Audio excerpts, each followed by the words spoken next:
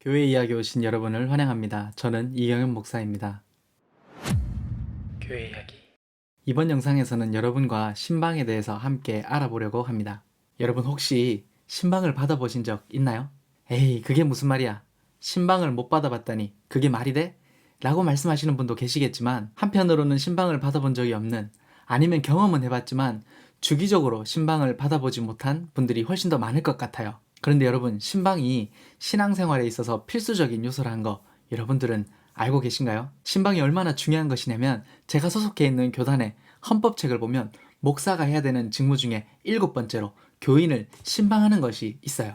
목사가 뭘 하는 사람이냐라고 물어봤을 때 목사가 해야 되는 중요한 일 중에 교인을 신방하는 일이 있다는 거죠.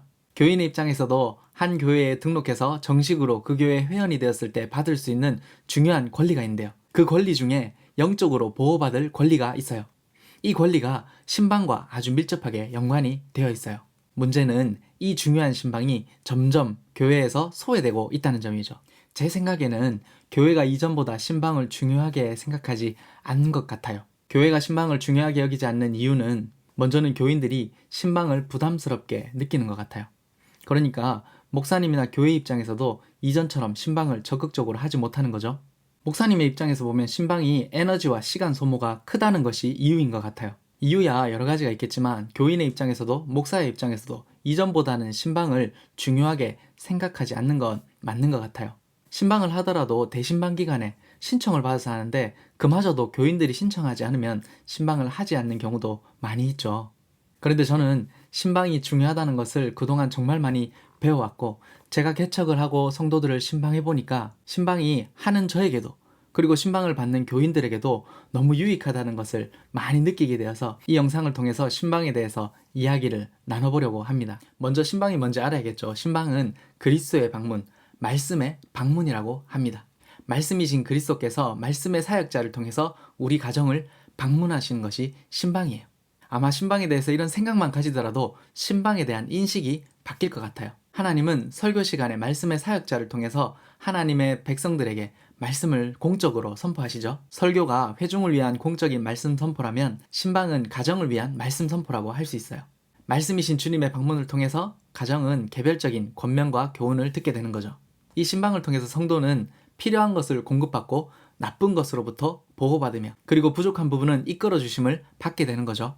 그래서 교회는 이 신방이 얼마나 중요한지 성도들에게 잘 가르쳐서 성도들이 신방을 잘 받을 수 있도록 해야 되는 책임이 있어요.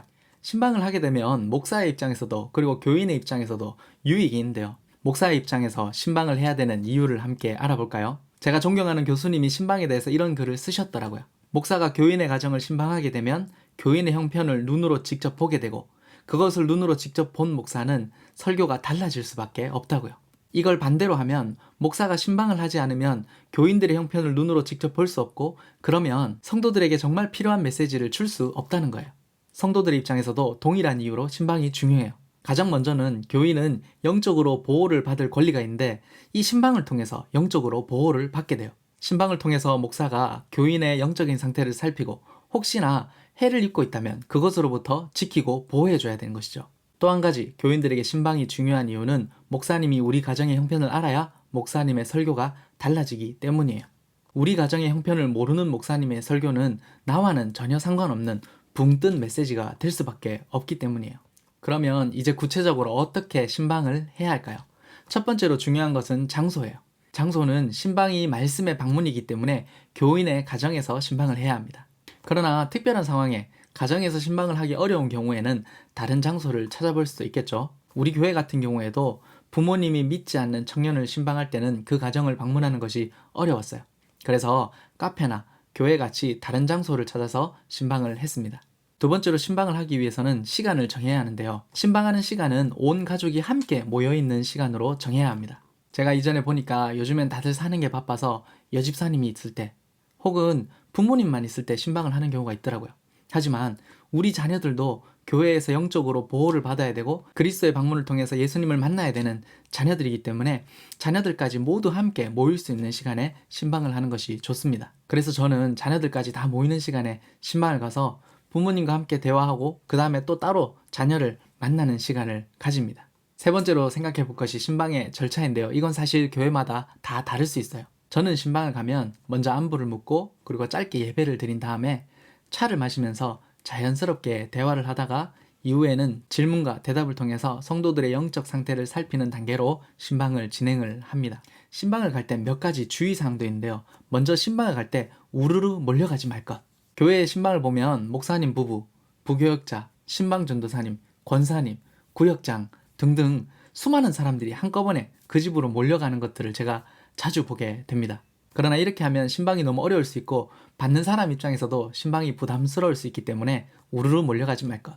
두 번째로 신방은 목사의 직무입니다. 한국교회 특성상 목사님이 신방을 갈 때 사모님들이 동행하는 경우가 많이 있죠. 그러니까 특별한 상황에서는 사모가 동참할 수 있어요. 여성도가 혼자 산다거나 하는 경우 말이죠. 그런 경우가 아니면 목사가 신방을 하는 것이 원칙입니다. 세 번째로 신방은 최대한 간단하게 해야 합니다. 간단한 차나 음료수만 있어도 오케이. 성도와 대화를 나누고 영적으로 살피는 것도 시간이 바쁜데 거하게 식사까지 차려서 먹는다면 시간이 부족할 수밖에 없어요. 그래서 지나친 식사는 삼간다. 네 번째로 말씀을 전하지만 나머지는 질문과 대답을 통해서 성도의 영적인 상태를 살피고 성도의 이야기를 들어야 해요. 신방을 통해서 성도의 영적인 상태를 알아야 하는데 들어야 알 수 있기 때문에 목사님은 성도의 말을 잘 경청해야 합니다. 다섯 번째, 신방에서 개인적으로 돈을 받지 않습니다. 목사는 목회를 하기 때문에 교회로부터 생활비를 받아요. 그렇기 때문에 신방을 했다고 교인으로부터 따로 수고비를 받지 않습니다. 특별하게 성도의 마음에 감동이 있어서 어떤 일을 위해서 이 돈을 써주셨으면 좋겠습니다. 헌금하는 경우에는 교회 재정부에 알리고 교회 재정으로 그것을 사용해야 하는 것이지 개인적으로 목사에게 돈을 전달해서는 안 된다는 것. 마지막으로 여섯째, 지나치게 오래 머물러 있지 마라. 제가 신방을 가게 되면 보통 2시간 정도 성도의 가정에 머무르게 되는데요. 저는 이것도 대단히 길게 느껴지는데 교인들의 입장에서는 목사님이 좀 더 머무르기를 원하는 경우도 있어요. 그래서 신방을 하다가 대화가 뜸해지고 어색해진다 하면 신방을 마치는 것도 좋은 방법입니다. 그런데 정말 대화가 끝났을 때도 있고 교인의 입장에서 목사님한테 이걸 말을 해야 되나 말아야 되나 고민하고 있을 때가 있거든요. 그래서 목회자는 그걸 잘 판단해서 정말 필요한 대화가 끝났다면 신방을 마치는 것이 좋습니다. 혹시나 교인의 입장에서 목사님과 더 많은 대화를 나누고 싶어 한다면 조금 더 머물러 있어야 되지만 그것이 길어진다면 다음에 다시 한번 신방 날짜를 잡는 것도 좋은 방법입니다. 자, 이쯤 하면 신방에 대해서 중요한 내용은 다 짚어본 것 같네요. 혹시나 올해 아니면 몇 년 동안 신방을 받아보지 못한 분들이 있다면 꼭 목사님과 당회에 신청하셔서 신방을 받으시기를 바랍니다. 제가 경험하기로 제 주변에 교회와 성도들을 사랑하는 목사님들은 교인들이 신방을 요청하면 정말 좋아하세요. 목자가 양을 만나는 것보다 좋은 일이 있을까요? 오늘 영상은 여기까지. 끝까지 시청해주셔서 감사합니다. 안녕.